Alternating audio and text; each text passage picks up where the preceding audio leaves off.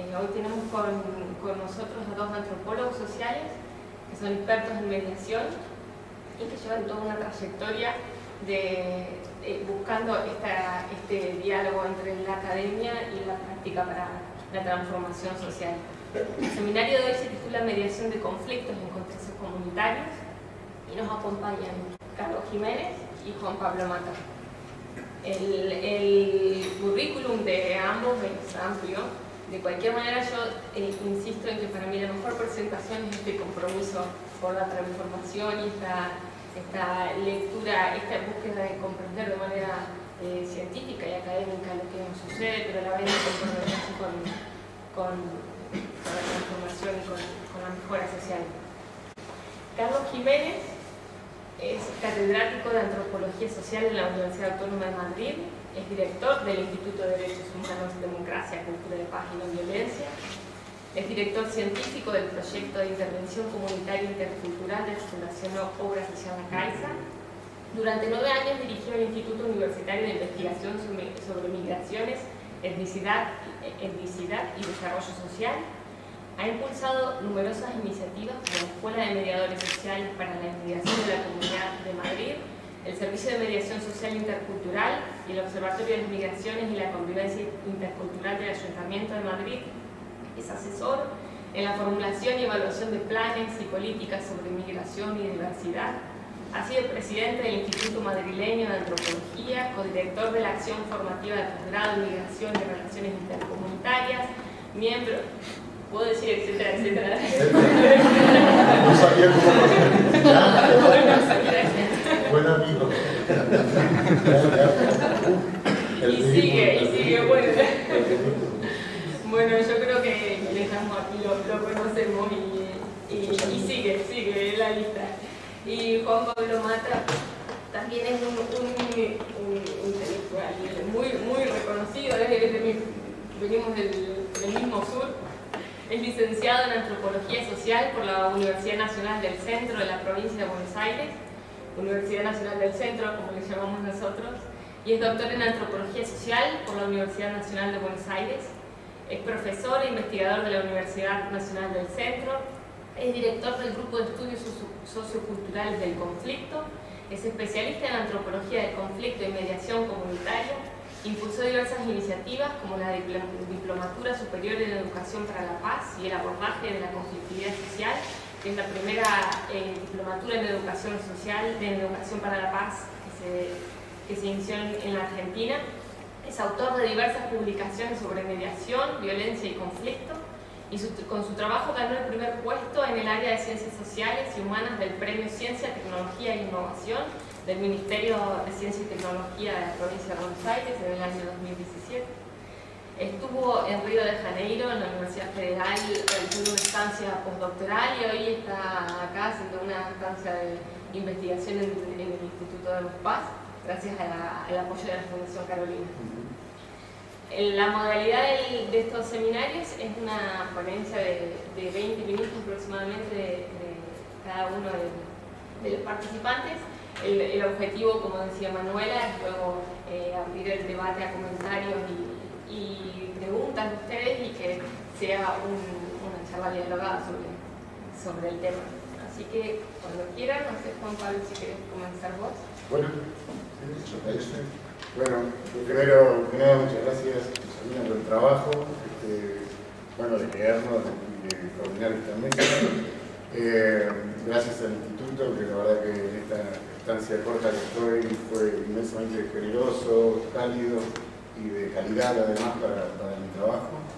Bueno, a Carlos no tengo más que agradecimiento y claramente el diálogo con Carlos, la trayectoria de Carlos no se puede ni comparar con la mía. Yo estoy recién empezando y es un honor que espero disfrutar y que no me atemorice el querido Carlos.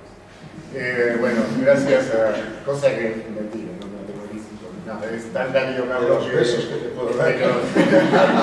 Solo en eso puedes tener temor general.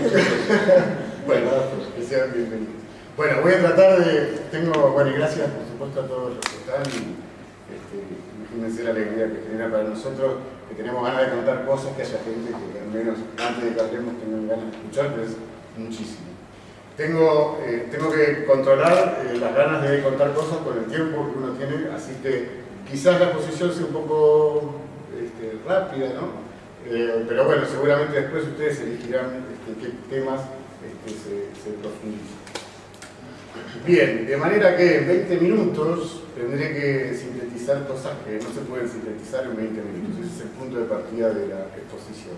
Así que para tratar de adecuarme a esto, pensé la exposición en ordenarla en 3 grandes tesis, que bueno, o 3 grandes ideas que quisiera presentar y compartir con ustedes. La primera tesis es que el conflicto es un hecho social y cultural y que exige ser pensado a partir del concepto científico de cultura, agrego científico porque los antropólogos debemos aclarar que hacemos un uso especial de esa categoría.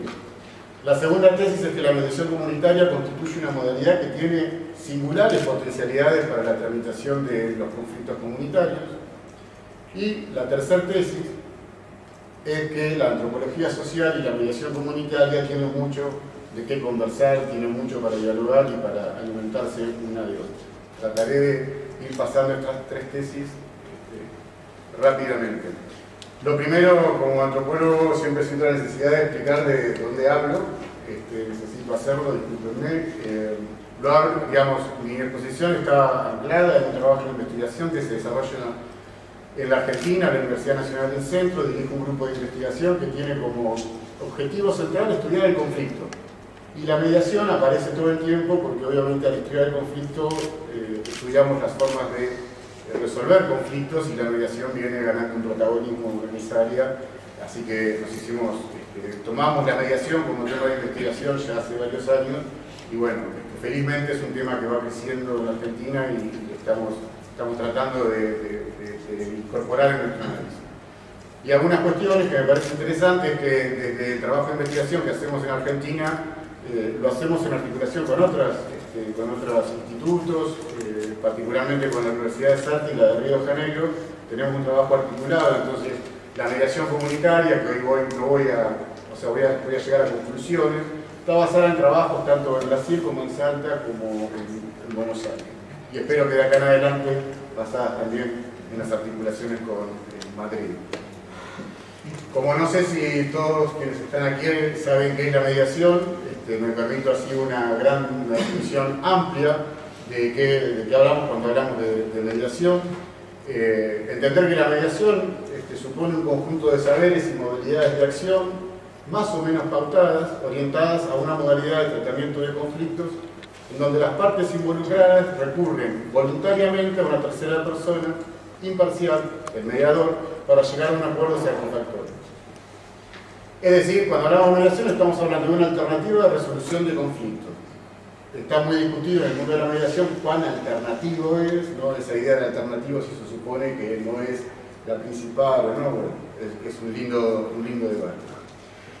Algunas características de la mediación, para los que no la conocen, es que a diferencia de los métodos tradicionales o de las formas judiciales o empresariales, la mediación es un método cooperativo que se opone a la empresarial, que tiene como futuro el horizonte y la relación social que involucra el conflicto, y que de alguna manera prioriza la idea de responsabilidad, es decir, qué me toca a mí en este conflicto, reemplazando la idea de culpa que en las formas más tradicionales es la que prima. Se suele enmarcar la mediación de conflictos en la idea de justicia restaurativa, que se enfrenta a la justicia distributiva, en el sentido de que, desde el punto de vista de la mediación comunitaria, el conflicto es entre partes y desde una justicia distributiva el conflicto es con la regla, ¿no? Con la norma, es decir, cuando el Estado juzga la relación entre el hecho y la ley, y la mediación lo que hace es trabajar con la relación. Y algunas de las principales características que tiene la mediación, que la distinguen, es la idea de autodeterminación de las partes, de participación voluntaria y de confidencialidad. Es un campo tremendamente complejo. En la Argentina ya tiene, en el año 94 ingresa en la Constitución Nacional y tiene una expansión inmensa que sería imposible sintetizar, pero existe mediación tanto en procesos judiciales como por fuera de procesos judiciales, Y hoy me voy a centrar en los que están por fuera del proceso judicial, que es lo que se llama en Argentina mediación comunitaria y aquí también. Es decir, instrumentos que provee el Estado o organizaciones civiles a la ciudadanía para poder gestionar de otra manera cierto tipo de conflictividad. Hay una cuestión histórica interesante para pensar, y es que de alguna manera los estados nacionales, desde una perspectiva histórica, han monopolizado la gestión de los conflictos ciudadanos, ¿no? El concepto tradicional es el Estado el único que puede gestionar esos conflictos, y la ciudadanía de alguna manera perdió a lo largo de la historia competencias y capacidades humanas para gestionar conflictos. Esto tendría muchísimos ejemplos. Lo que aparece con la mediación, a grandes rasgos, es cierto proceso de evolución a la ciudadanía de la capacidad de gestionar conflictos.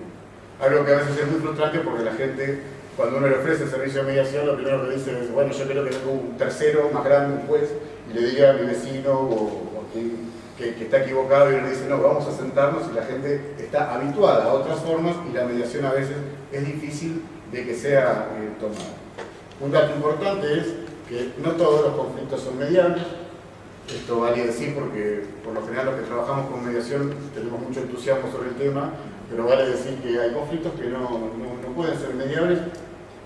En principio, si hay mucha desigualdad de poder entre las partes, uno no puede sentar a una mesa a las personas que tienen desigualdades de poder estructurales y profundas a decirle: bueno, a ver, charlen libremente, a ver cómo construir una alternativa.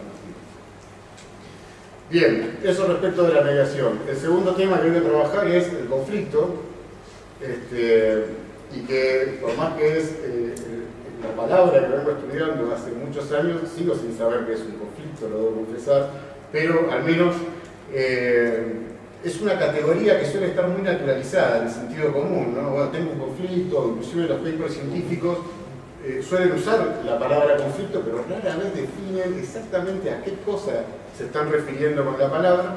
Así que desde nuestro grupo de investigación estamos haciendo un intento por tomar el conflicto como una categoría a discutir y a delimitar. Tomo acá una muy general de Gulliver, un antropólogo, que dice que un conflicto o disputa es, en principio, como dice el autor, un desacuerdo que deriva de la percepción por parte de un actor de que se han infringido ciertos derechos y por esa razón una reclamación es llevada a la arena pública. Es decir, que un conflicto no es algo, sino una percepción de algo, y entendemos que un conflicto es cuando esa percepción moviliza a ciertos actores a llevar un reclamo a lo que se conoce como la arena pública, es decir, que trasciende la relación misma. Una manera más pedagógica de entender la complejidad del conflicto es: la mayor parte de las definiciones de conflicto apuntan a la idea de choque de intereses, diferencias, ¿no? Desarreglos y demás. El problema que para un antropólogo tiene este tipo de definiciones es que no toda diferencia es un conflicto. Es decir, uno puede tener diferencias y no tener conflictos, y no todo conflicto es violencia. Entonces, la pregunta es: ¿qué hace de una diferencia un conflicto y qué hace de un conflicto una situación de violencia? Por supuesto, reconociendo que son cosas distintas. Y la respuesta inicial y amplia es que lo que convierte una diferencia en un conflicto es la cultura. O sea, es la interpretación que una cultura establece, y ahora vamos a ver qué es la cultura, respecto de un hecho. No sé si voy... O sea, algunas cuestiones rápidas para presentar la complejidad que tiene la cuestión del conflicto. Algunas características: los conflictos son procesuales, es decir, que no son hechos estáticos, son hechos que se van moviendo en el tiempo, son dinámicos, es decir, van a cambiar. Digamos, cualquier conflicto, todos los conflictos se presentan como una realidad. Cuando uno trabaja con conflicto, la gente piensa que lo que le está pasando ahí es la verdad y todo el mundo es así, y uno sabe, como si trabaja con conflictos, de que lo que hoy es verdad mañana va a dejar de serlo, que quienes hoy son mis enemigos pasado mañana van a dejar de serlo, quienes son hoy mis aliados en un momento van a dejar de serlo. Entonces eso es un rasgo característico del conflicto, que es el dinamismo. Algo bien importante: Los conflictos son contextuales y situados, es decir, no hay manera de comprender un conflicto en abstracto. Los conflictos siempre deben ser pensados en su contexto. Son relacionales y sistémicos, dramáticos en el sentido de performativos y de que necesitan una puesta en escena. Positivo, este término es un poco ambivalente, pero en realidad refiere al hecho de que muchos piensan que el conflicto es, por ejemplo, que una relación le falta algo, y analíticamente el conflicto es una manera de relacionarse, no es la ausencia de relación, es una forma de relación. Por eso algunos autores dicen el aspecto positivo del conflicto. Y normativo, en el sentido de que no hay conflicto que no esté cruzado por reglas, por normas. Y bueno, está compuesto de diferentes cuestiones como actores, posiciones, intereses, objetos y demás. Después voy a pasar porque si no me va a llevar mucho tiempo.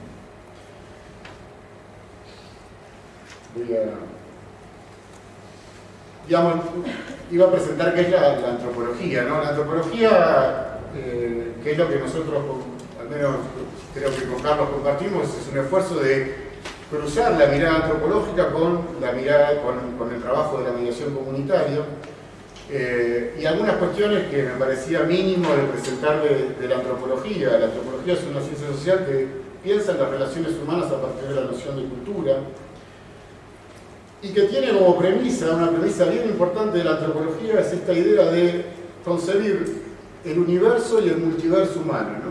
¿Esto qué quiere decir? La antropología, para mí, uno de sus claves es entender que los seres humanos somos todos iguales en todos lados, la unidad del ser humano, pero al mismo tiempo somos diversos en todos lados. Y uno dice, pero ¿cómo van a ser iguales y diversos? Bueno, esa es la pregunta de la antropología, ¿cómo? Y entonces, si somos iguales y diversos, la pregunta es, ¿qué tiene de universal cada hecho humano, cada hecho cultural, y qué tiene de específico? Y esa es la pregunta de la antropología.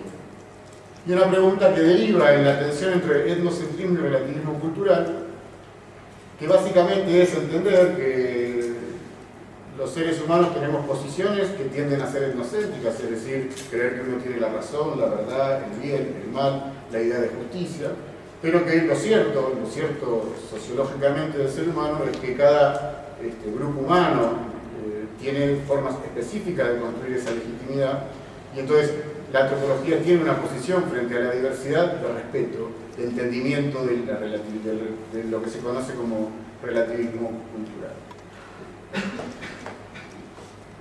Específicamente, el punto de partida de mi análisis, mi grupo de investigación, es lo que se conoce como antropología jurídica, que tiene, digamos, esto me parece así también claro, ¿no? La antropología jurídica parte de tres principios básicos. En toda sociedad existe un cuerpo de categorías culturales, de reglas y códigos que definen los derechos y deberes legales entre los hombres, y yo agrego, y las mujeres. Esto porque ustedes es una cita. ¿Qué quiere decir esto? Que la antropología ha constatado que incluso en sociedades que no tienen Estado, igual los sistemas de regulación del comportamiento existen.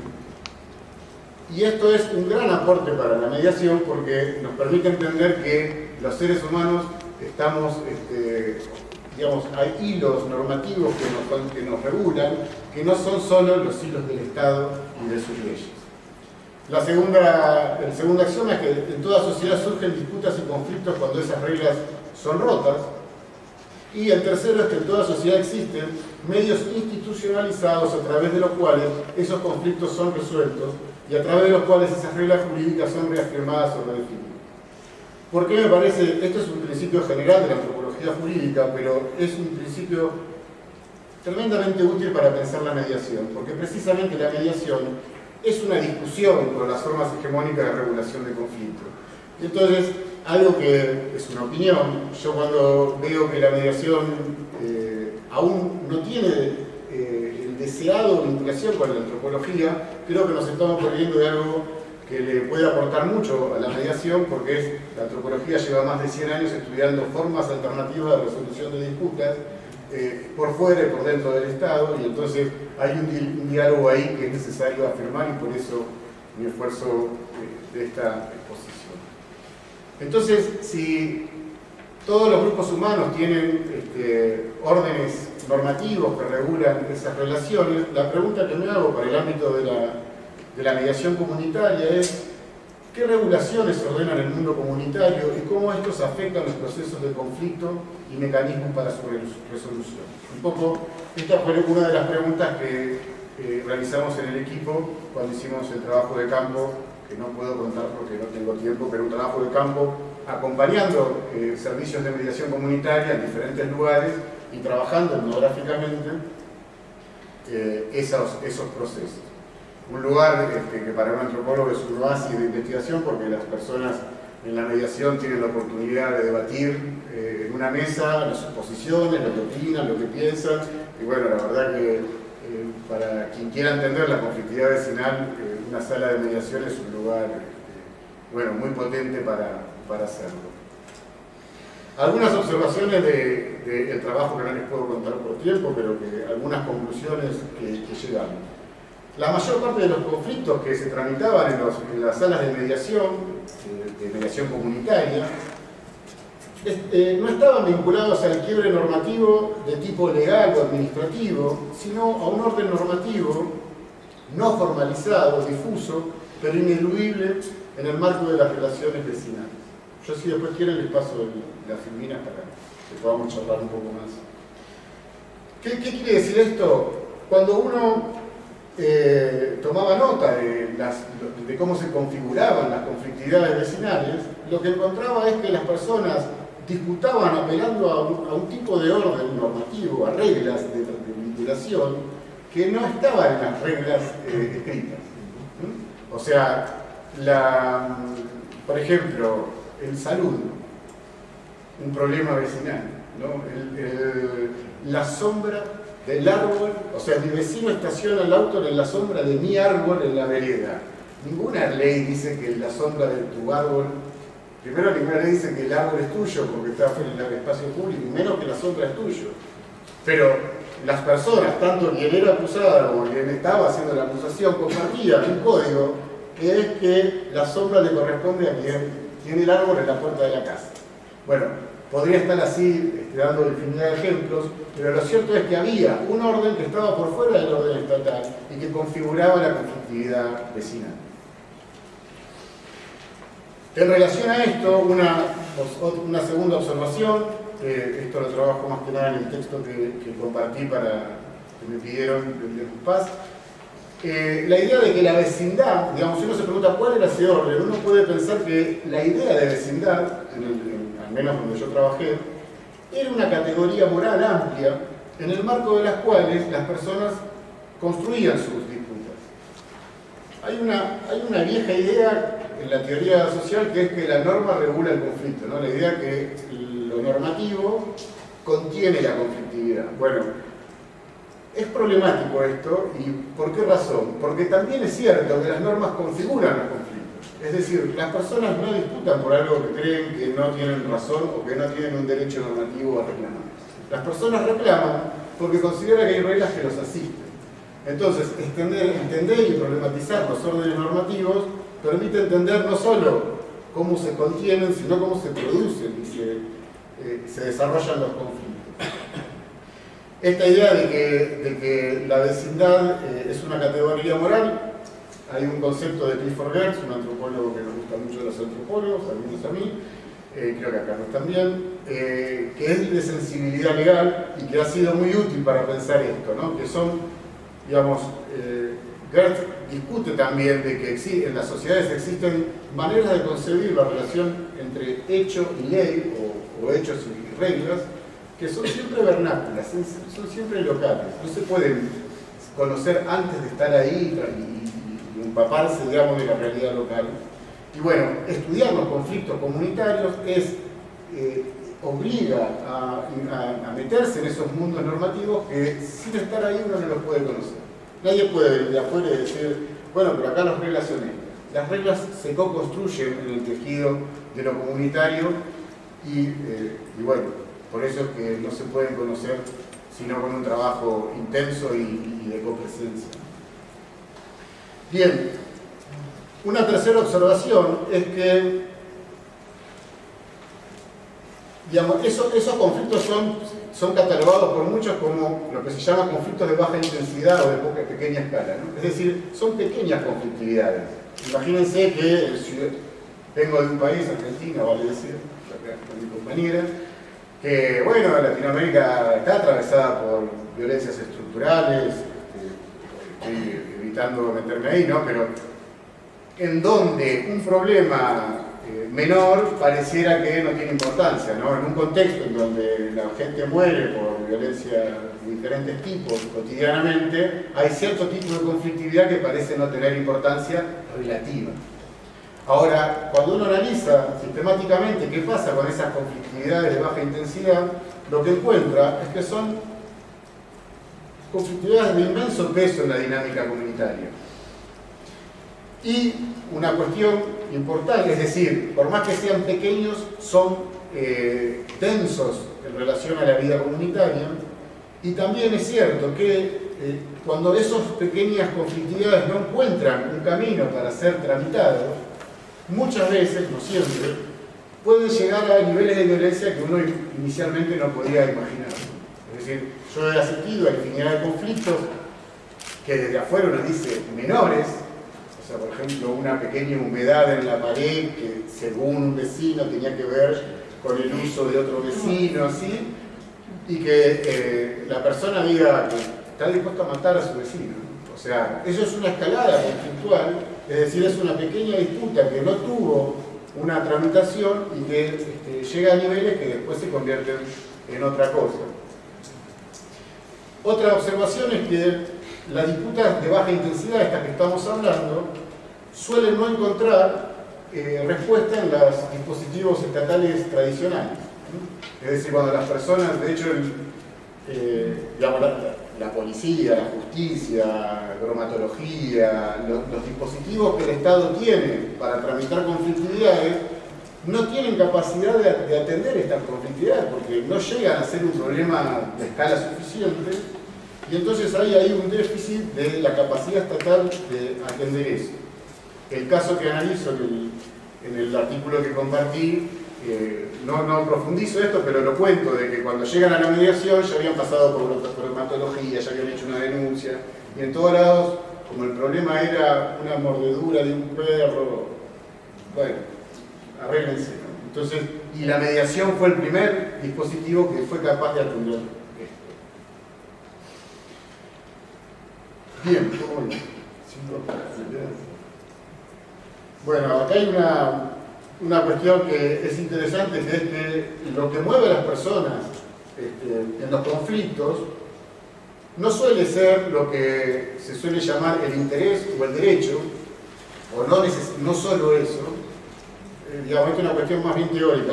Las explicaciones de por qué las personas conflictúan suelen basarse en la idea de que conflictúan por el quiebre de alguna norma jurídica o que conflictúan por el choque de intereses. Bueno, el análisis etnográfico de la dinámica comunitaria lo que muestra es que la gente disputa por algo más que eso, o además de eso, y entonces aparecen cuestiones como la justicia, o sea, la justicia como valor, el prestigio, el reconocimiento, la venganza, la lealtad, el honor y la identidad, que son todas cuestiones que escapan a los dispositivos tradicionales. Una cuestión central, y que está muy trabajada en la literatura latinoamericana, es la cuestión del reconocimiento, que después puedo compartir alguna bibliografía específica. Bien, todas estas observaciones nos llevan a cómo pensarlas. He adelantado que pienso que la categoría de cultura es central, pero debo hacer algunas aclaraciones respecto de qué es la cultura, que es otro concepto bastante complejo para los antropólogos. Cuando propongo pensar el conflicto a partir de la noción de cultura, lo que busco es recuperar ciertas concepciones de cultura que son claras en algunos aspectos que suelen ser confusos. Por ejemplo, se suele usar la cultura para delimitar grupos. O sea, el concepto más usual de cultura es un concepto que clasifica, ¿no? Claro, bueno, acá hay otra. Digamos, uno suele usar el concepto de cultura como un concepto de clasificación de unidades, y lo cierto es que el concepto de cultura no refiere a eso, o sea, no necesariamente, o al menos no en el uso actual, sino que conviene pensar la cultura como un contexto en donde las cosas pueden ser posibles, ¿no? Esta es una definición también de Gertz. Es decir, pensar que la cultura de alguna manera es lo que hace posible que alguien se pueda enojar, lo que hace posible que alguien pueda sentirse satisfecho por un acuerdo. Por ejemplo, en mediación muchas veces la disculpa es una clave del acuerdo. Pedir disculpas. Puedes decir, pero acá hubo una estafa, o alguien se quedó con plata. Bueno, se devuelve la plata, sí, pero además pedime disculpas. Si no, no hay acuerdo. Y uno dice, ¿qué tipo de cosa es la solicitud de un acuerdo? Entonces, bueno, dale, firmamos en el acuerdo que incluye pedir disculpas. Entonces se sella el acuerdo y la persona en la sala de mediación dice, bueno, le pido disculpas. No, así no, pedir disculpas en serio. ¿Y qué es pedir disculpas en serio? Bueno, que lo hagas en serio. Y entonces, la diferencia entre la diferencia entre pedir disculpas en serio y no, es solo entender en el contexto cultural. Es decir, digamos, para la persona que está ahí es obvio que pedirlo de un modo es falso y de otro modo es un poco más cierto. Pero por fuera de ese contexto eso no es comprensible y la cultura lo que ayuda a hacer es inteligible, comprensible. Y una cuestión que me parece importante es que se entienda que la cultura no refiere a la armonía. O sea, muchas veces uno piensa que al interior de la cultura todos iguales, por fuera de la cultura todo conflicto, y eso no es así. De hecho, la cultura, como dicen algunos autores, puede ser pensada como un lenguaje compartido que fija qué es lo que hay que discutir. Uno podría pensar, por ejemplo, como dicen algunos autores, la cultura subraya los puntos de interés a ser debatidos y no solamente las áreas de acuerdo. Es decir, en Argentina no es una cultura, pero uno podría, simplificando, qué sé yo, las cuestiones de género hoy se vuelven culturalmente y contextualmente susceptibles de ser debatidas cuando en otro tiempo no lo eran. Entonces, eso por un lado. Una definición que me encanta de Edmund Leach, que es que pensar la cultura como un lenguaje en términos de los cuales se manifiestan los alegatos a los derechos y estatus, pero dice, es un lenguaje de discusión, no un coro de armonía. La cultura es un lenguaje de discusión. Y una tercera cuestión de la cultura: participar de una misma cultura o compartir una identidad cultural no significa que las personas estén de acuerdo necesariamente en asuntos específicos. Solamente quiere decir que poseen un entendimiento similar sobre cómo funciona el mundo. Estos tres puntos los traigo para sacar la concepción armónica de cultura y traer que la cultura es un modo de discutir, no armonía. Y está perfecto que así sea. Bien.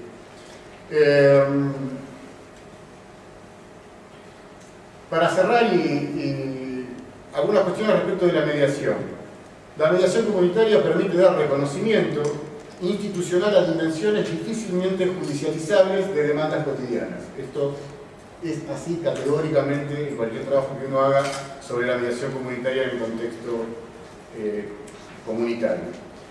Cuestiones que permiten la mediación comunitaria: mejorar el acceso a la justicia de poblaciones que no acceden habitualmente a la justicia, reconocer la heterogeneidad normativa que caracteriza a las sociedades contemporáneas, porque una característica de las sociedades contemporáneas es la heterogeneidad normativa que nos une, porque las distancias generacionales cada vez son más intensas y también las distancias entre la propia población. Permite prevenir situaciones de escalada violenta, no sé en España, pero seguro que sí. Pero en Argentina son reiteradas las noticias de que dos vecinos que por una situación menor terminaron en una situación violenta. La mediación efectivamente logra atender esas cuestiones y encaminarlas de otra manera. Y entre otras cosas, que como antropólogo lo que más me llama la atención de la mediación es que la mediación tiene mayor capacidad de reconocer lógicas y contextos de conflictos comunitarios, y que en esa flexibilidad que tiene de reconocer la heterogeneidad se vuelve un dispositivo tremendamente útil en el ámbito de la mediación comunitaria. Bueno, y voy a terminar acá y cualquier cosa lo cerramos después. Muchas gracias, disculpen la velocidad, pero... Muchísimas gracias.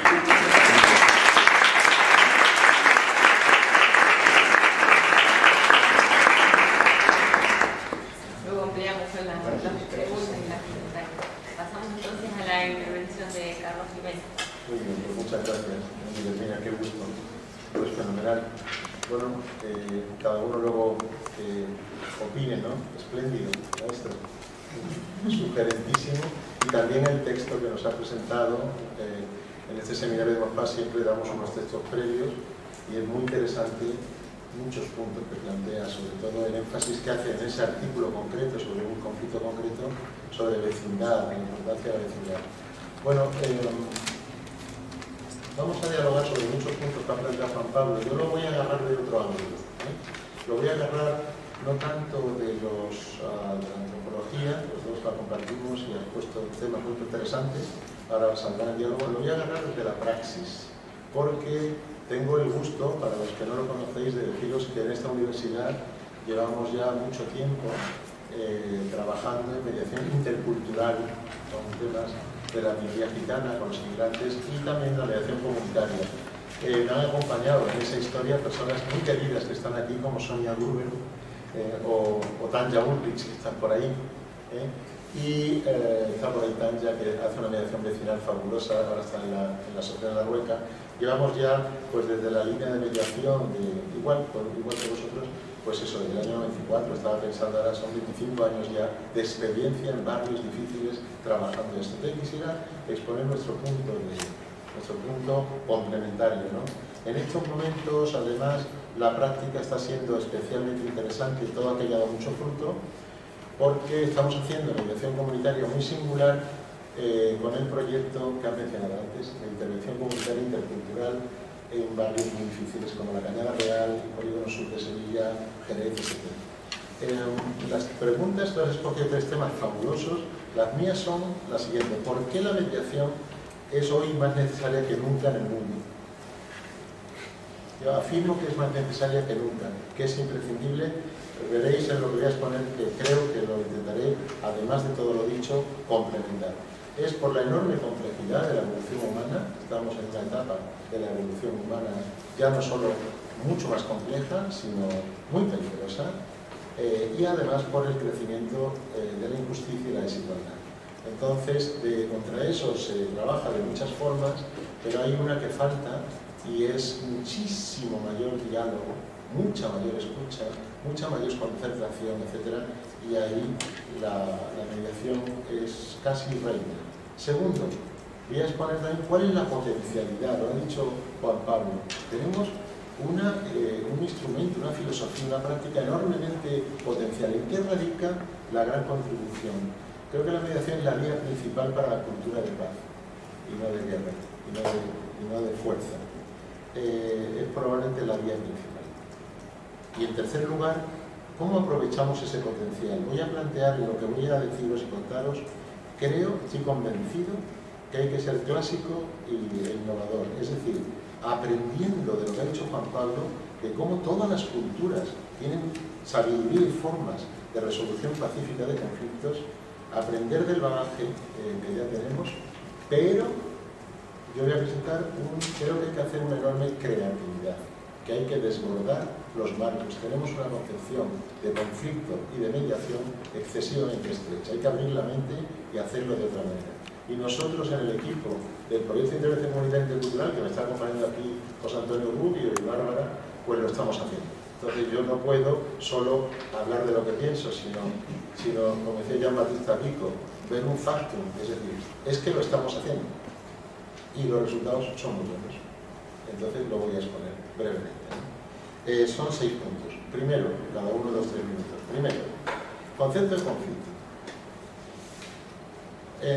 Pasa como conjetura. Nos pasamos la vida, pues no se sabe muy bien qué es, pues hay que definirlo. Es decir, para dialogar y hacer epistemología, discutamos todo lo que sea. Pero cuando estás en un barrio como La Cañada, no puedes dudar. Entonces, para nosotros conflicto es situaciones. Situaciones en las que 2 o más personas, grupos o instituciones están en oposición o desacuerdo porque sus posiciones, intereses, necesidades, deseos o valores, como tú has dicho, son incompatibles o son percibidos como incompatibles. Muy bien planteado, uno de los muchos temas de diálogo es la percepción.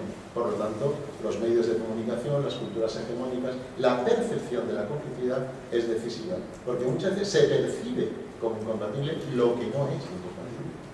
Pero fijaros bien que el famoso PIN de los mediadores, que lo tenemos aquí metidos, posición, interés, necesidades de las partes, esta definición que nosotros valoramos la hemos ampliado a deseos. Aquí estamos ya en lo profundo, y en las emociones, y en lo inconsciente, etc. Y valores, como bien has dicho. ¿Qué concepto hay en las gentes de justicia, de derecho, de reconocimiento, de dignidad, de prestigio? Eso es lo que está en juego. Muchas veces no solo, parece que solo intereses crematísticos o la vivienda, etc., que también, como muy bien has dicho, ¿no? Así que tenemos ahora, aún así, este concepto que os he dicho, que con esos 5 elementos muy operativos, posición, interés, necesidad, deseo, valor, no deja de ser más, desgraciadamente, que la punta del iceberg. Ese es el conflicto manifiesto, no es el conflicto latente. Lo más peligroso en la sociedad no es el conflicto manifiesto no violento, el violento sí, pero el no violento es parte del cambio social. No, es el conflicto latente y estructural, no interpersonal, sino el conflicto de la injusticia, el conflicto que está a la base, es la diferencia que algunos teóricos han hecho entre disputa y conflicto. El conflicto es más o menos abordable, pero la disputa es tan estructural que si no hay medidas estructurales no se puede crear un estado de justicia solo con la mediación. La mediación ayuda, pero tiene que coadyuvar con otras formas. Así que la participación política, el ejercicio de la ciudadanía, la profundización de la democracia es el cuadro que va a permitir que la mediación y la gestión de la conflictividad pueda servir. Si no, solo va a ser un paliativo. La mediación es muy limitada si no coadyuva. ¿Por qué? Porque lo que es un conflicto estructural, una violencia estructural, como una población de fondo. Con ese concepto pasamos a un segundo punto y es trabajando en diálogo. Vamos ahora a la mediación, que lo has definido muy bien, fantástico. La convicción que he llevado con este grupo, con estos colegas y que estamos practicando es tratemos de ampliar, abrir la mente con mediación, porque la mediación es muy fácil de definir. Metodología alternativa de resolución de conflictos. Ahora ya, como no es alternativa al sistema judicial, sino complementaria al sistema judicial, la mediación es, ahora se dice, métodos participativos de resolución de conflictos. El problema con esa definición es que es muy corta y no nos dice nada del conflicto latente. Nosotros planteamos la mediación, Juan Pablo, sería dos cosas, hay que ampliarla doblemente. Por un lado es la gestión positiva, como lo has dicho, participativa y democrática de la conflictividad humana en 4 elementos. La prevención, la regulación, la resolución y la transformación.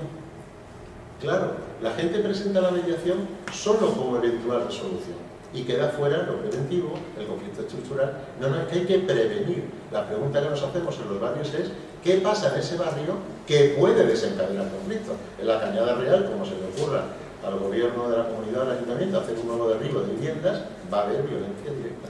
Sabemos perfectamente que lo va a haber. Es irremediable, porque derribar de nuevo las casas, cuando hay un pacto de 4 administraciones para transformar pacíficamente el barrio, va a ser entendido, etcétera, etcétera. Así que la prevención.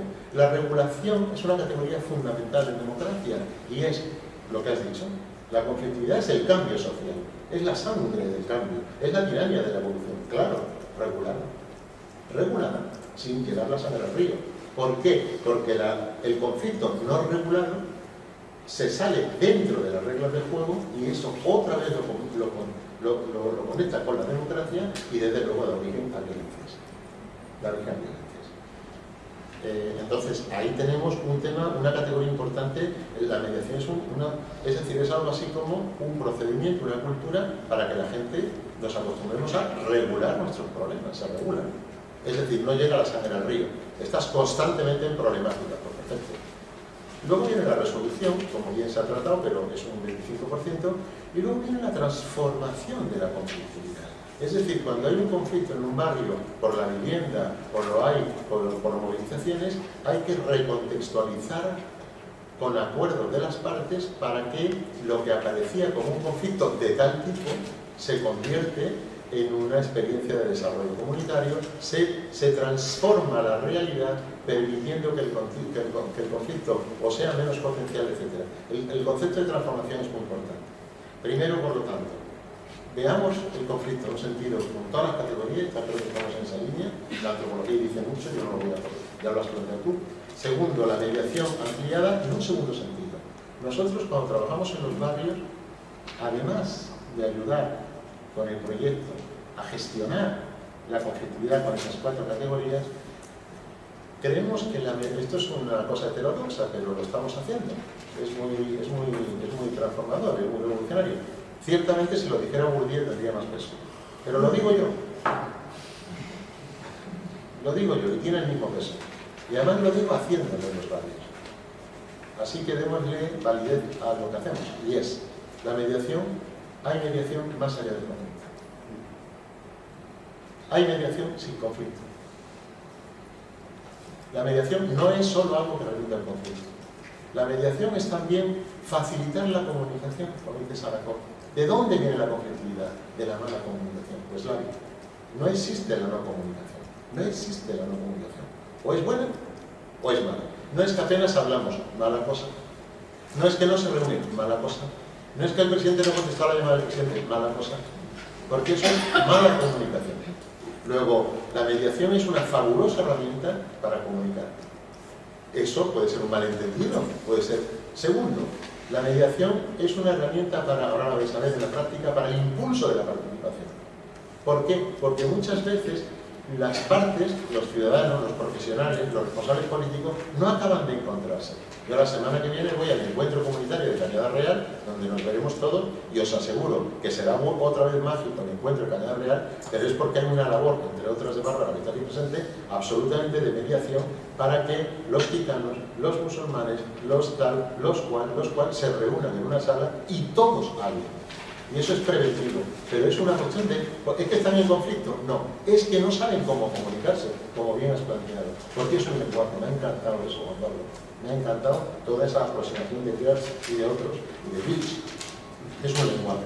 Así que la mediación también es un mecanismo para facilitar la comunicación, ¿vale?, para impulsar la participación, y un concepto que hemos propuesto nosotros mismos desde la Autónoma, ciertamente no lo ha dicho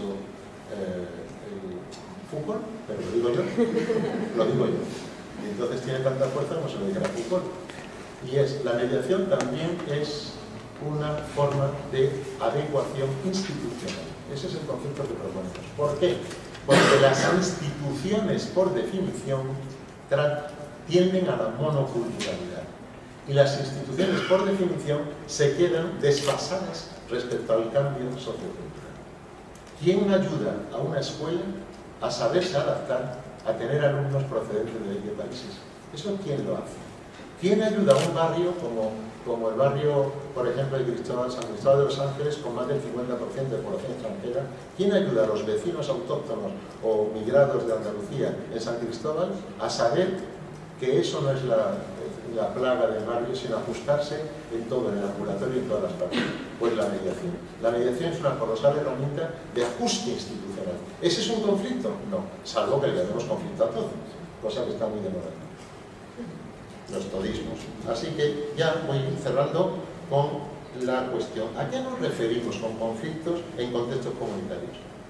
Fijaros bien. Primero, a conflictos en los barrios por conflictos de ámbito mayor. Pensar todos los disturbios de Londres, de París.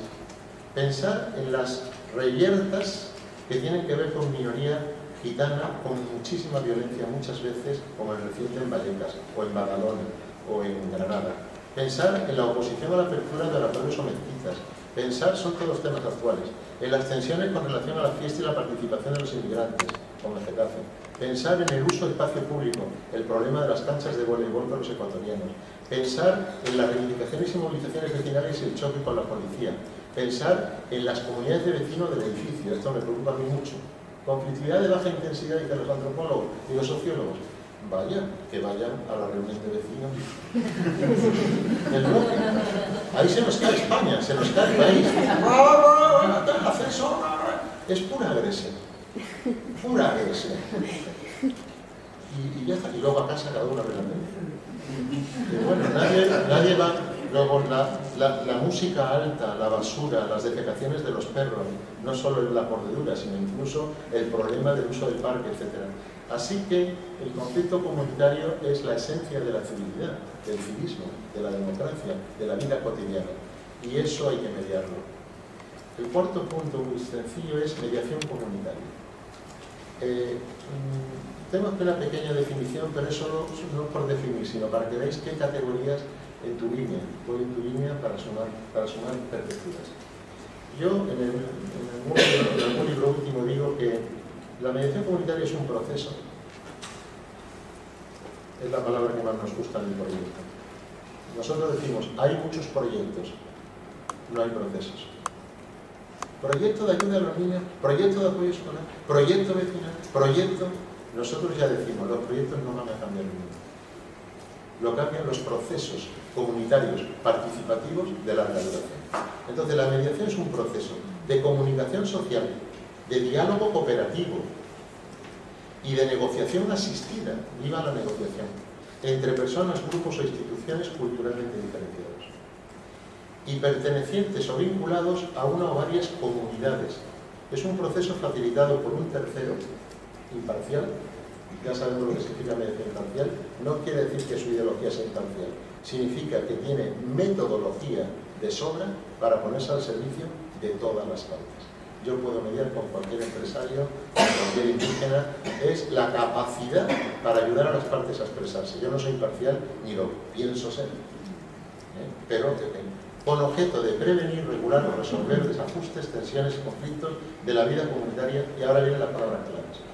En mi opinión, en mi posición, a fin de, esto lo he tomado de las antropologías, etnografías del conflicto en otras culturas, a fin de restablecer la cohesión, ejercer la ciudadanía e impulsar la convivencia. ¿Cuál es la mayor enseñanza que yo he tenido leyendo a Burger, a Gulliver y a todos los antropólogos estudiando otras culturas? Que en la mayoría de las culturas de la evolución humana, hasta que viene el industrialismo, cuando ocurría un conflicto, alguien robaba una vaca, alguien amenazaba a la esposa de otro, había un adulterio. Cuando había un conflicto, siempre era un problema de la comunidad. No existe entre los mayas, los quechuas, los aymaras, etc., no existe el tema de tengo un conflicto interpersonal. Eso es algo occidental, porque aunque sea interpersonal, siempre es comunitario. Hay culturas donde cuando no se arregla un conflicto, lo que se hace es romper un plato debajo del árbol, el árbol donde se reúne la comunidad, y como no se ha arreglado, coge una vasija, un plato y lo rompe. Y cuando ya la montañita de cosas rotas es tan grande, dicen, algo nos pasa. ¿Os imagináis que cada vez que no se resuelve algo, en España, en Cataluña, en el País Vasco, hubiera un árbol de Guernica donde se rompiera algo? ¿Cómo estarían los árboles hoy día? Por eso un mediador, amigo mío, pues tiene una caja, y cada vez que en casa no se habla o no se habla bien, la niña, el niño, la mamá, etc., cualquier persona del hogar escribe algo y lo mete en la cajita. Y uno de la familia, cuando quiera hacerse, dice, hablamos ya, abre la cajita, se sienta alrededor de la chimenea, y dice, bueno, a ver, papá, decías que vendrías tiempo, desde que estás como juez no sé cuánto, no vienes por casa. Se habla de eso. Cuando han hablado a la familia, este juez francés mediador se basa en esa tribu africana. Cuando han hablado de todo, se piden perdón, como en el Ho'oponopono hawaiano, después de todo se piden perdón, se toman algo, la cajita está limpia. ¿Está limpia vuestra cajita? porque la mía no. La mía está bastante pesadita. Entonces, esta es la mediación. Alguien necesitas que alguien te ayude para acabo con... si esa es la mediación comunitaria, nuestra experiencia es la siguiente. Y es, a ver, muy brevemente, ¿por qué estoy esperanzado y veo la mediación comunitaria como un filón siempre que seamos clásicos pero innovadores? Porque lo que estamos haciendo es, en vez de llegar a un barrio y decir, si tienen ustedes conflicto, yo soy mediadora y yo les puedo ayudar, nadie va. Porque nadie tiene conflictos. Es una categoría estúpida, brutal. Alguien puede llevar a un psicólogo que se dedica a la mediación, por ahí no va a venir. Nosotros lo que hacemos es trabajar en el barrio como proyecto mediador, con un equipo comunitario, cambiando el concepto de comunidad. Tampoco lo dice Hertz, pero lo digo yo. Perdón, lo dice Marco Marchielli. Marco Marchielli dice, la comunidad no es la gente. La comunidad en un Estado social democrático de derecho está formada por tres protagonistas. La alcaldesa o el alcalde como miembro de la comunidad. Si no, todo va mal. Si no, todo va mal. Dos, los profesionales y técnicos que trabajan en el lugar, porque sin el expertise técnico no hay nada que hacer. Enfermeras, matronas, profesores, todos. Y los ciudadanos. Pero no, para la gente comunidad es los pobres vulnerables de no sé qué barrio marginal solo. Entonces, esa es la participación ciudadana y es, si quieres algo tienes que luchar. No, nuestro concepto de participación es to be part of. Es decir, el político forma parte de la comunidad cuando va al encuentro comunitario de la cara y se queda todo el encuentro. El profesional que trabaja en el lugar, cuando en su horario de trabajo, se trabaja como un recurso de la comunidad. El profesional, el médico es un recurso de la comunidad y por lo tanto tiene que decir lo que está haciendo. Y por supuesto la ciudadanía. Entonces, con ese concepto de comunidad nuevo, pues hemos hecho ordenanzas participativas. Por ejemplo, la gente que tiene si hay un conflicto en una plaza, hay una forma, es, hola, soy mediador, vale, ¿qué tiene usted que decir? ¿Qué tiene usted que decir? Fenomenal. Pero eso es muy clásico, es mucho mejor. ¿Qué les parece a ustedes si todos los que usan la plaza se reúnen, yo les ayudo y hacemos unas normas y se las pasamos a la corporación municipal? ¿Qué estamos consiguiendo con eso? Que en vez de las ordenanzas son ordenanza municipal. Se prohíbe, falta leve. No hay cosa más triste que una ordenanza municipal. Frente a eso, lo que está haciendo la gente, reunirse participativamente y decir, ¿y por qué no usamos así la plaza? Firmado, se autoriza tal. Entonces la gente, es decir, la mediación al servicio de la gestión participativa y de la negociación asistida de la gente como protagonistas reales de su propia competitividad, ¿no? Entonces, ya a partir de ahí, pues se están haciendo muchas cosas. Tenían que el estudio de caso de la Cañada, invitarles a todos. Bárbara, yo no creo que esté cerrado el encuentro comunitario. Si alguien quiere venir, si no vienen todos, el día 3 podéis ver magia. En el lugar más marginal, el lugar más marginal de España, entren y vean. ¿Y por qué? Porque ya son 5 años trabajando y mucho antes de nosotros. Y luego invitarles el día de los derechos humanos a las jornadas de cierre del proyecto de Demos Paz, de apoyo a la Cañada Real. Se ha formado un equipo mediador de barrio, el primero que yo conozco en Europa, el padre Agustín, el de la Cruz Roja Daniel, José Luis también de la parroquia y Aura Marina de la Red Artemisa y del canal. Ellos son mediadores del barrio, para el barrio, y no profesionales de la mediación. Luego eso se combina con una estrategia antirrumores para que todo el desastre del fake news, las noticias falsas, etc., ya hay una red para dar buena información, para contrarrestar a las fake news.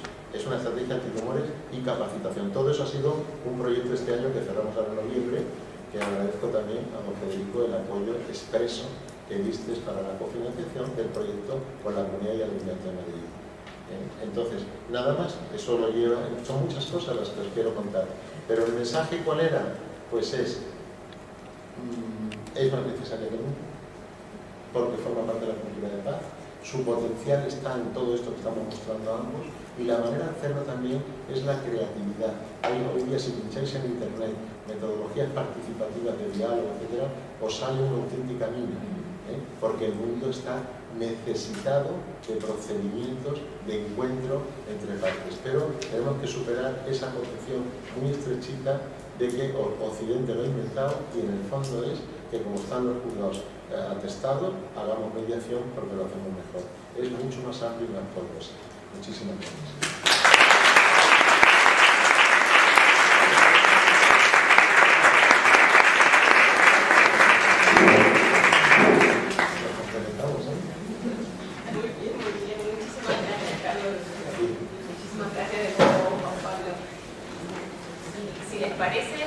Pasamos a las preguntas y los comentarios. Creo que la altura de las intervenciones va ahora también con la riqueza del diálogo que genere. Así que cuando quieran, si les parece, también hacemos varios comentarios, recibimos varias preguntas, comentarios, y luego ¿están de acuerdo? Procurar tenerle siempre como un colaborador predilecto. Estamos poniendo que te presentes aquí. Te conocemos bien. Carlos ha iniciado su intervención, excelente, con una palabra. Dice: ¿por qué la mediación es lo más necesaria que nunca lo dice? Esto es lo que yo quiero, de una manera muy rápida, sorpresa. Porque tengo ya muchos años y nunca el mundo había vivido una situación como la actual. Nunca. Ni a escala local, ni a escala europea, ni a escala global. Es un desastre auténtico, porque por primera vez en la historia hacemos frente a amenazas que son irreversibles potencialmente. Es decir, que podemos llegar a un momento en donde ya no hay solución y hay que actuar antes, porque si no, ya sabemos que después no hay nada que hacer. Y frente a esto, claro, hay una inercia inmensa de un mundo que se ha ido acostumbrando solo a pensar en una serie de parámetros que son los que nos rigen, y estos parámetros son la fuerza, lo contrario de la palabra, que es de lo que aquí se está hablando, y estos parámetros son el PIB, el Producto Interior, no el desarrollo, sino el Producto Interior como forma de crecimiento, que después todavía amplía la brecha social más de lo que ya estaba ampliada con los sistemas económicos anteriores. Es decir, que yo en estos momentos me planteo como una persona que ha actuado en determinados momentos, en situaciones de cierto relieve, me planteo cómo podríamos encontrar soluciones sabiendo que si no las encontramos y no las aplicamos con rapidez, llegará un momento, como ahora pasa ya con el Ártico, en donde ya no es posible hacer nada. No podemos volver a tener un casquete polar teníamos de 1 millón de kilómetros cuadrados, 1.300.000, en estos momentos ya no los tenemos. Ha desaparecido la capacidad que antes tenía esta inmensa masa de hielo de hacer una refracción de los rayos solares, entra directamente, etc. Por tanto, vuelvo a la pregunta de Carlos Jiménez. Hoy es más necesario que nunca el que logremos sustituir la fuerza por la palabra, la imposición por la palabra. Y esto ha tenido, y a mí me gusta repetirlo, ha tenido ya en la historia reciente, en los últimos 100 años, ha tenido ya varios intentos. Ha habido momentos, como por ejemplo al final de la Primera Guerra Mundial, ha habido momentos en que sí que se dijo, no puede, es que a mí me gusta la historia para precisamente que no se repitan algunas de las cosas, pero cuando uno ve el álbum de la guerra, de la Primera Guerra Mundial, es que uno se queda absolutamente... Pero ¿cómo hemos sido capaces de mantener esta situación? ¿Cómo hemos sido capaces de no mirar a esta gente que estaba en unas trincheras donde no morían por las balas o por el fuego enemigo, morían de peste, morían de frío, morían de hambre, una cosa horrible? Bueno, pues llega el presidente Wilson y dice, no, esto ya nunca más, esto no se va a producir nunca más, a partir de ahora vamos a tener un sistema, y él le llamó Liga de Naciones, no Sociedad de Naciones, a partir de ahora, y además habrá una Corte Internacional de Justicia para tal, y lo que queremos hacer es lo que él llamó la diplomacia preventiva, que es la palabra que tú también has utilizado tanto, la capacidad que tenemos de actuar y de prevenir, y cuando haya motivo de conflicto que no se puede resolver más por la fuerza porque la utiliza una de las dos partes, será la Liga de Naciones, la Sociedad de Naciones, las que permitirá ordenar la resolución del conflicto, en este caso por la fuerza.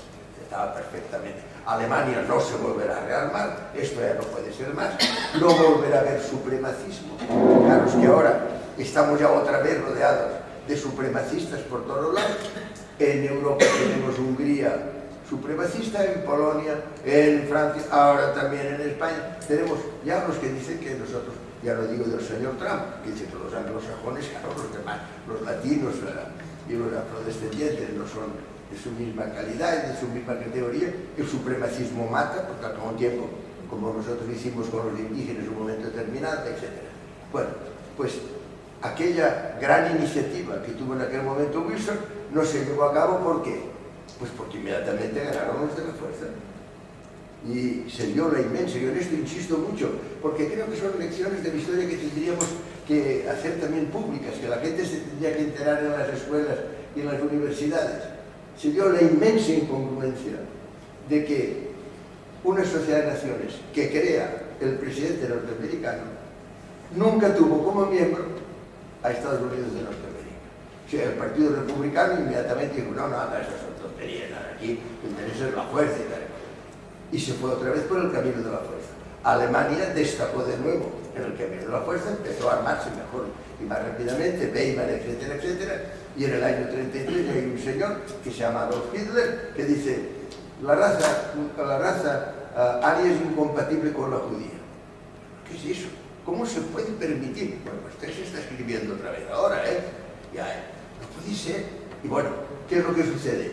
Que con cierta razón, en este caso, hay en Italia un señor que se llama Benito Mussolini que dice, no, hombre, no, los arios no, los romanos, hombre, nosotros llevamos siglos mandando, sabemos que los arios no, los romanos somos los que somos una raza superior.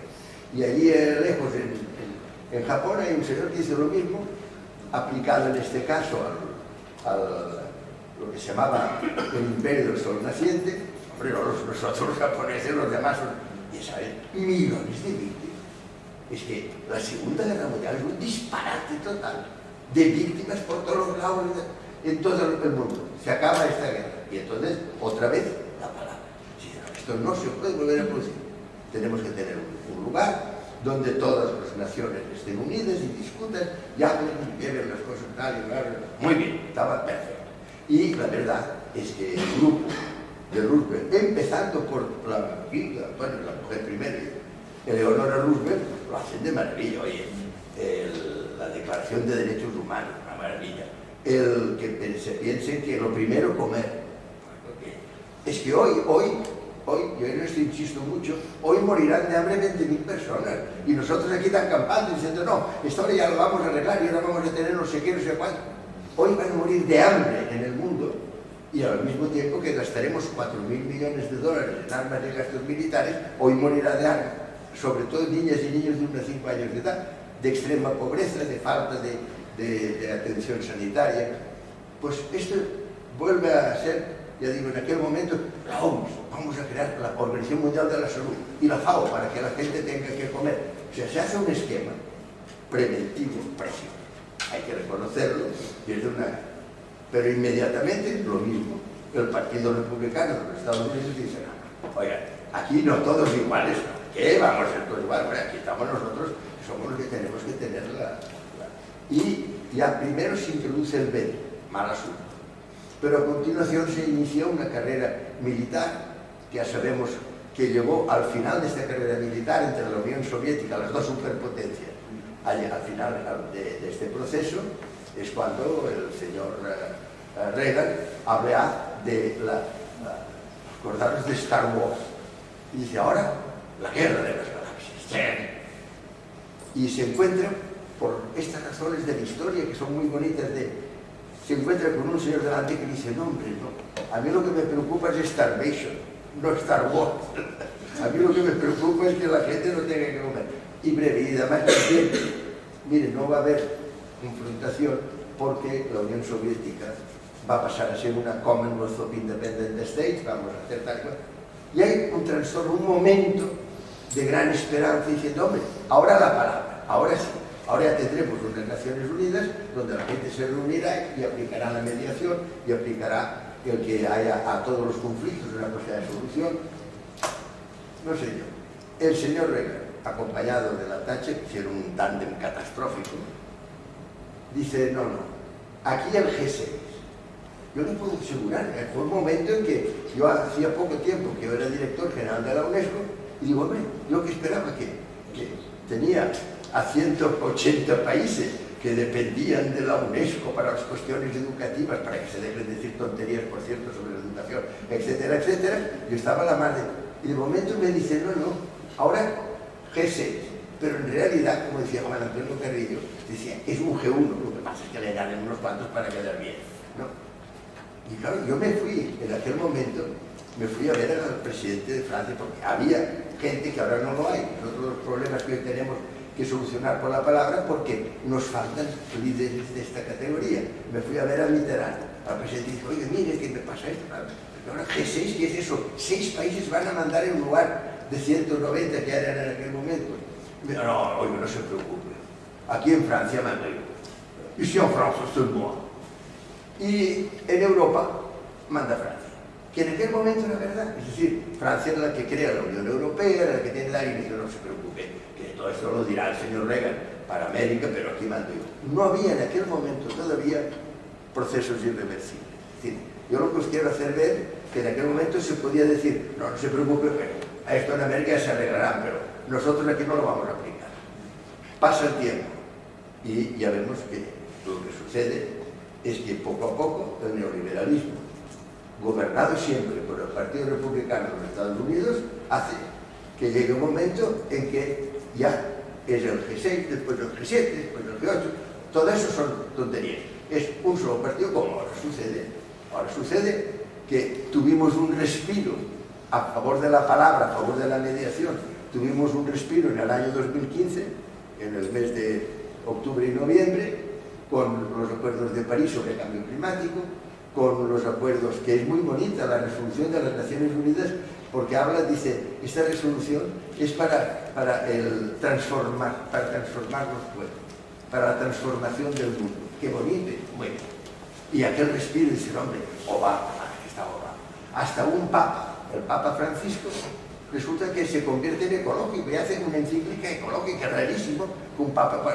Por aquella reunión de circunstancias, lo que es cierto es que en aquel momento, hombre, qué bien, yo mismo estaba satisfecho y optimista. Y de momento llega el señor Trump, Partido Republicano de los Estados Unidos. Se pone. Yo aquí he firmado este señor acuerdo, pero todo esto son tonterías. Aquí únicamente defensa. Y aquí más dinero para defensa. Más de 4.000 millones de dólares al día para defensa. Y yo esperaba que hubiera una reacción, yo lo esperé, además lo publiqué en mi blog, pero ¿cómo puede ser? Más dinero para defensa, no. Aquí en España también fuimos corriendo, oiga, que sí, que nosotros también. Bueno, mal hecho. Pero lo que más me produjo y lo expresé, una reacción terrible, fue decir, este señor no solo dice que no a la palabra, que no al multilateralismo, que no a las Naciones Unidas, que no a los acuerdos firmados por su antecesor, sino que es lo más terrible, es que a través del G7, de uno de sus órganos plutocráticos, son los países más poderosos y más ricos de la Tierra, hace algo que lo considero una indecencia. Esto nunca lo hubiéramos tenido que consentir. La indecencia es que se reúne el G7 en Roma y todos los del G7 más dinero para defensa. Más dinero para una seguridad que solo es territorial y es de aparatos y es de beneficio de la Halliburton y de los consorcios militares, de los cámaras. Más dinero. Y esto uno dice, pues puede ser que hayan acordado esto. Esto es una incongruencia, es una irresponsabilidad, pero hubo una indecencia, que es lo que yo quiero destacar. Y la indecencia es que había, en el orden del día, había 2 puntos. Además de los que se trataron, uno se llamaba Acuerdos de París y el otro se llamaba la Agenda 2030. Ambos fueron retirados antes de la reunión, para que no se molestaran los representantes. Ahora vamos a celebrar aquí dentro de unos días una cumbre sobre el cambio. Es una situación, vuelvo a repetir, ahora sí, ahora es muy grave, porque si no tomamos soluciones muy rápidas, el mundo lo pasará muy mal, las generaciones venideras lo pasarán muy mal. El señor Trump está afectando a todo el mundo en su conjunto, no a la juventud norteamericana, lo está haciendo a todo el mundo. Muy bien, han pasado ya 4 años, desde el año 2015, que esto se aprobó.